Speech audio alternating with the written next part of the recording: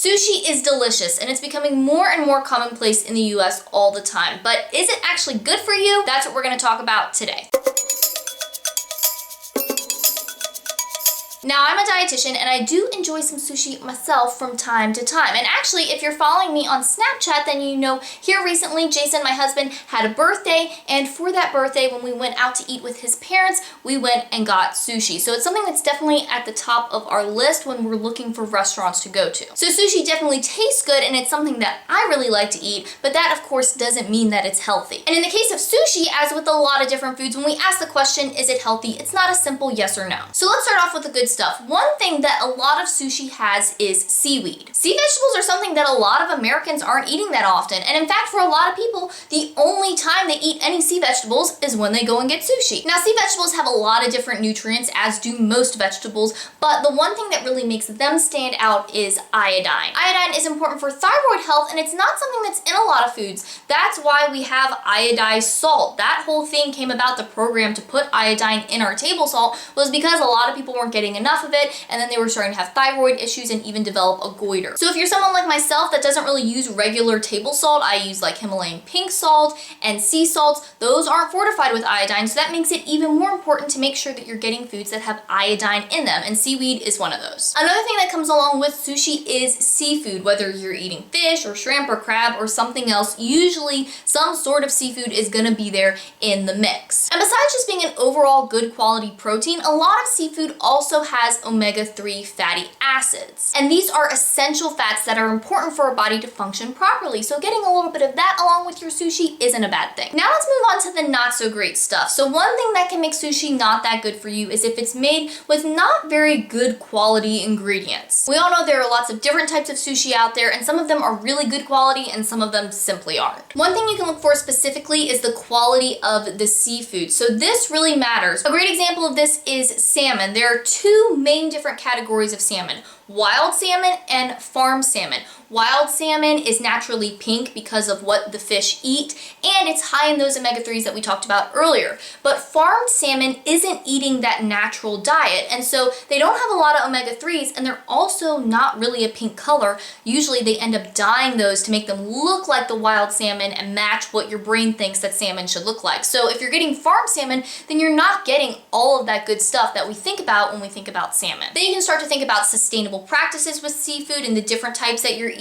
Is the place that you're going to sourcing their seafood locally, or is it getting a lot of stuff shipped in? And are they thinking about seasonality? Are they switching the menu over based on what's available in your area, or is it just the standard same things are always offered all the time? And I'm gonna be honest, this whole seafood sourcing, quality, sustainability thing does get tricky, especially if you're someone like me who doesn't live in a big city, because it's not that easy to find places that think about sushi and food in general this way when you're looking at restaurants. But no matter where you live, it's still a good idea to look for these types of places. Definitely seek them out, because you can find some real gems even in a small town. And if the topic of seafood sourcing and sustainability and seasonality is something that you're interested in learning more about, on the NPR On Point radio show, they recently had a segment that was all about sushi, where they talked about this specific topic a lot. So I definitely recommend that you check that out. They have it uploaded as a podcast, so I will link that for you below the video if you want to learn more. Another thing to look out for is lots of heavy sauces. Now, this isn't to say that good quality sushi can't have some different flavorings and things in the mix, but if you're seeing a lot of sauces in there, then that's a sign that the sushi isn't very good quality, and so it doesn't taste that good, and so they're having to add in all this extra stuff to make it enjoyable. Also, you don't really know what's in those sauces, whether they're made in-house or not,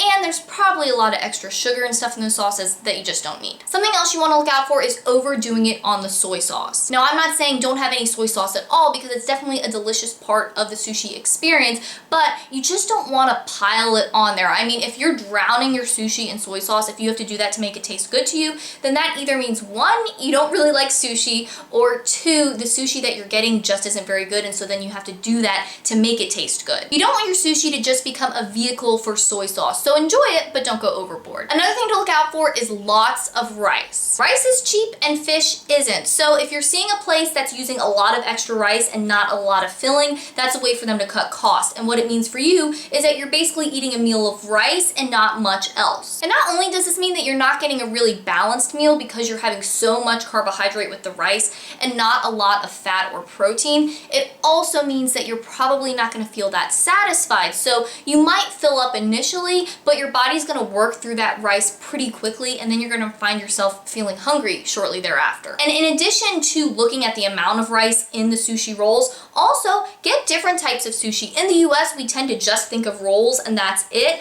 but there's a lot of different options out there, so get some different things. And if you're not sure what to get, you really don't even know what the stuff on the menu is, get some sort of assortment platter. A lot of restaurants will have something that's like chef's choice, or even just a predetermined mix of different types of sushi, so that way you can try different things, test them out, see what you like, and get to experience something a little bit different. And let me know in the comments, have you ever had sushi? Is it something that you like to eat? I hope you like this video, and if you are new here and you want more healthy eating tips and nutrition info and healthy recipes, make sure that you subscribe, because eating healthy and living a healthy lifestyle really doesn't have to be complicated, and I want to show you how to do it. And if you're loving the free info here, but you're finding that you need something more personalized, don't forget that I do offer one-on-one nutrition coaching and counseling. So if you're interested in that, just let me know and we can get that set up for you. Thanks for watching. I hope you're having a great day, and I'll talk to you next time.